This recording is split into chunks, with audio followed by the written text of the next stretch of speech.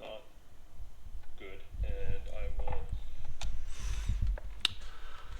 Hey guys, welcome back to the channel. I'm really glad to be getting back into creating content and sharing all the projects that I'm working on and getting deep into the engineering side. This video was a challenge. I am learning to present this information in a less than totally dry, boring way, and I really failed. But I'll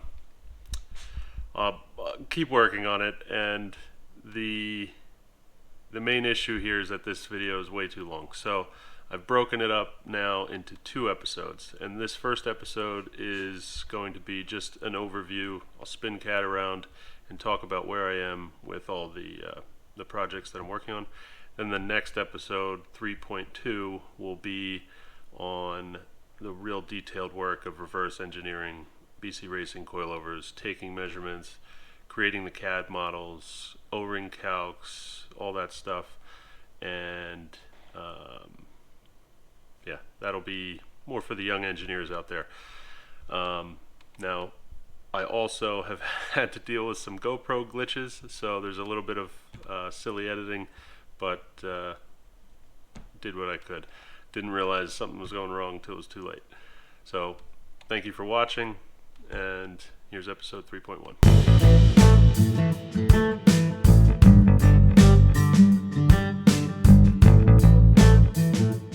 Alright, so today I'm going to start going through how I'm going to reverse engineer this, what I call rod guide assembly for the BC Racing coilover with a 46 millimeter piston bore, and this has a 20 millimeter rod, which is not good, and I will design a new one with the seal that I want, which will lower friction quite a bit, and a 14 millimeter rod, which will further reduce friction and also significantly reduce rod force, likely up to 60% reduction at full jounce.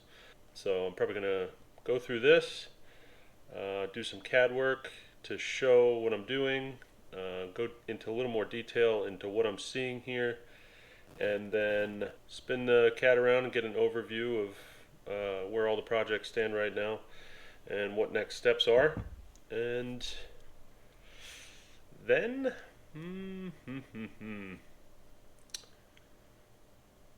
I don't know what's next after that. I'll edit this out. Alright, so this assembly model is really a good summary of where I stand right now on the various projects that I'm working on. And at a high level, I'm trying to develop a custom wheel, and hopefully many more after that. And these are forged 3-piece wheels that I'm going through a significant amount of simulation to take as much weight out as possible, to remove as many bolts as possible, and still pass SAE VIA testing requirements, which is something that a lot of companies out there don't actually do. They may run FEA that says they'll pass, but I actually want to physically test these at a professional test facility that certifies wheels for all of these governing bodies, including TUV and others. So trying to get there. That's a very expensive project, and in order to do that, I need to fund it with sales of other projects. So what I wanted to do was develop a brake kit and develop a coilover kit in some sense. And the coilover kit is, as of right now at least, it's subject to change, but I'm reverse engineering BC Racing coilovers and taking my experience as a professional racing damper designer and now a kind of cutting edge R&D active suspension engineer, and making replacement parts for BC Racing kits, so that if you own a BC Racing kit and you want to actually perform well on a track, or you want a tailored ride for the street, that performs a lot better, has a lot less friction, which even on the street you will notice, a lot less rod force you will notice, and you'll just be happier with what is still a pretty inexpensive coilover set. So yeah, I want to offer rebuild services with these special components, and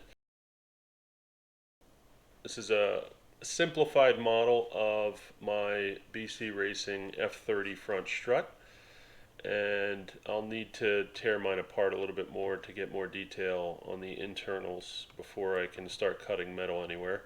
But what I do have is this S60R rear. I've completely taken it apart at this point.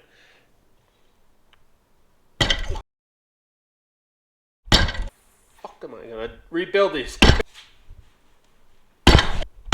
Fuck. I quit today.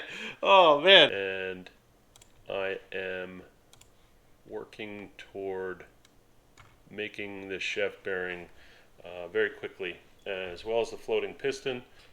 And I haven't decided yet. I probably won't start there, but I may also start making outer bodies as well, because these outer bodies are made of steel, because they just overbuilt everything. This is a 20 millimeter rod, solid, or not solid, there is an adjuster, but 20 millimeter steel rod, which is way bigger than any rear damper rod should be, even with a coilover. Most out there in the market are 14 millimeters. Some are even 10 millimeters, and certainly don't ever need to do more than 16 millimeters. A strut is part of the structure of the suspension, so it takes significant bending loads under braking and cornering, is 22 millimeters. So this rear is only 2 millimeters smaller, which makes no sense at all. It's got steel body. It's just way overbuilt. It's heavy, and then steel doesn't transfer heat as well as aluminum body would. So your damper is going to get hotter and stay hotter over a longer period of time. So it's going to break down the oil, and it's just not going to last at a high performing level for as long as it could. And then we'll see. I'll probably get into custom pistons. I have one designed already, but they tend to be pretty expensive, so I'm not going to dive into that. Then the other project is the floating rotor kit, and I'm really excited about this one. It's gone a little nuts. I don't have them. I will get a picture of it and overlay it, and maybe a video as well. I have the topology optimization video that shows this caliper bracket going through the topology optimization steps and removing material that isn't needed based on my requirements. And maybe in another video I'll go in way more detail from an engineering standpoint on how you do a topology optimization. But that was also done on the rotor hat itself, which you can see is kind of special. And the way that this works is you run a topology optimization study, and you end up with this almost useless model that you can't do a whole lot with. It's called a faceted model. So there's just a whole lot of very tiny faces on here, and it's not real clean, solid geometry that you would want to go and create a drawing for and have it CNC machined. So what I did was you have to use this as inspiration. So I took what was a solid rotor hat and overlaid it, and then used, with the knowledge that I wanted to maintain features that could be machined from a 3-axis or a water jet to some extent. I wanted to make all these features, optimized features, in one plane. So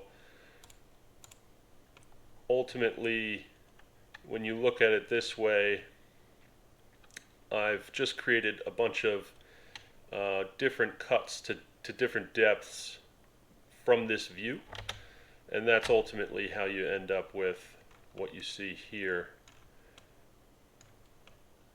And when you get into it, it's pretty intricate around a lot of these holes. but ultimately the stress levels under very high torque are really impressive. So I was really shocked by how well this worked out, especially for my first real attempt at this. Well, second, I guess the caliper bracket was the first, but this is all signs are pointing to an immediately ready to develop part in on my vehicle, and I have no doubt that with the way I calculated the torque with the 200 treadwear tires, aero load, full weight transfer, just massive amount of grip leads to a huge torque value, and the stresses here are insanely low. It's really shocking. So I'm pretty excited to just slap these on my car and start driving, because I believe it's perfectly safe, especially just in regular street driving scenarios. Ultimately, I do want to run this on a brake dyno and do some specific durability testing that is done for all brake kits, as far as I understand it. They have to pass certain testing requirements now, at least in Europe, not necessarily the United States, but I'm still doing research there. But still, ultimately, physical testing on a dyno to some very stringent braking scenarios and repeated braking and a lot of heat and all that stuff. So that'll be interesting, because that will mean I have to also put a Wilwood caliper through that test in order to make this work. So interested to see how those calipers hold up. What else? So yeah, I'm currently creating the 2D drawing for this and quoting. I already had received the solid ones, although little update there. The manufacturer, thank God, I have some access to some pretty serious inspection tooling at my day job. The manufacturer used the wrong aluminum. It's very soft butter aluminum, and I probably would have crashed, done a lot of damage, who knows what. So those are sitting on my shelf right now. They will never see a car. But luckily I got a full refund, and they just didn't want to remake them correctly. So yeah, searching for a new manufacturer right now to quote these, and ultimately I'm going to offer a non-optimized version at some lesser price than this topology optimized version, and we'll see which are more popular. Alright, so the GoPro failed me again, and I want to close this out real quick with really the next product that's going to be released, which is, in terms of this whole package here, it's going to be a subset that allows anyone with an M Sport kit already, and I really need to look into the cars that don't have that, and whether this will bolt or they've changed the spacing or something like that to the knuckle. But for M Sport cars, F2X, F3X, you'll be able to buy a kit that is this same forged Wilwood caliper with the correct spacers to mount this directly to your OEM rotors. So your 340 or your 370 mil front rotors from BMW or aftermarket. The titanium brake pad backing plates are actually there primarily for spacing in the brake pads so that they fit on OEM width rotors, because the Wilwood rotors are thicker. They handle heat better. There's more thermal mass, but that when you put them on an OEM rotor and that rotor wears down to its limit before it should be replaced, that's actually too much piston extension from the caliper for the Wilwood design, because it's not meant to go that narrow. So it needs spacers. That's why these are part of the kit, so that it can work with the OEM rotors. So that's it. The kit will be front and rear together, priced somewhere around $2,300, which is in my opinion, spectacular compared to getting a a used cast, upgraded thing off of eBay that doesn't provide a whole lot of value. Now, where this really adds value is if you do eventually upgrade, and the whole purpose of this is to spread out your costs and make it easier for you to get better brakes, for you to then adopt the floating rotor kit that I'm going to be releasing. All you have to do is change the spacers. That's it. Everything else will bolt right on. I've set the position of the rotor centerline to work with the OEM centerline, and check your wheel fitment again, and that's it. So the part of the reason they actually have to change is because Wilwood rotors are not exactly the same size as OEM rotors, so there's little differences in the diameters, but ultimately it's easily swappable between one or the other. So you technically could have a full track kit with specific pads and rotors, and a daily kit that's OEM rotors and different pads. I think it's pretty cool. I'm really excited about this, and I've definitely been getting a lot of interest. So I'd say that's it. I'm going to close out this video. Episode 3.2 will then dig deep into the engineering side, as I said. Thank you for watching. Please share, subscribe, like, comment. I really do enjoy making these videos and showing everybody the real design process that goes on when you're developing new product. It's not that easy, and it's something I'm very proud of, as opposed to just going and buying some Chinese knockoffs and branding it your own. I'm really looking forward to growing this company by doing things like this. So thank you for your time, and if you made it this long, you should probably email me and ask for a discount, because that's impressive.